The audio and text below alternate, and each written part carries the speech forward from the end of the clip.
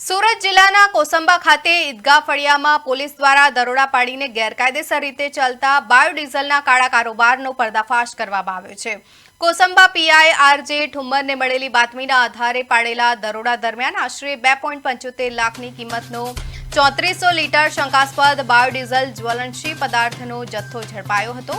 આ સાથે જ બાયોડીઝલના સંગ્રહ માટેની ટાંકી, મોપેડ, બાઇક, એક્ટિવા અને બોલેરો પિકઅપ વાન સહિત કુલ 8 લાખથી વધુનો મુદ્દામાલ કબજે કર્યો છે।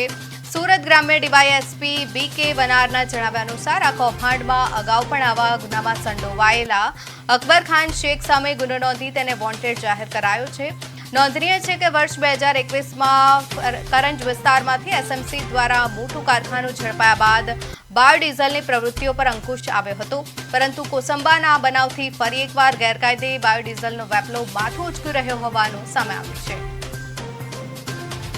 જ્વલનશીલ પદાર્થનો જથ્થો મળી આવેલ છે, જેની કિંમત 3.5 લાખ રૂપિયા ગણીને કબજે કરવામાં આવેલી છે।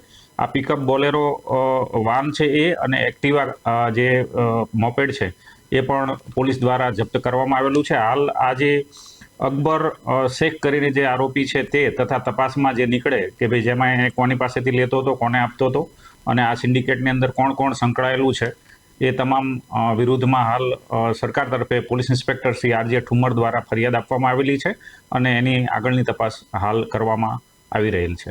જ્વલનશીલ પદાર્થનો જથ્થો મળી આવેલ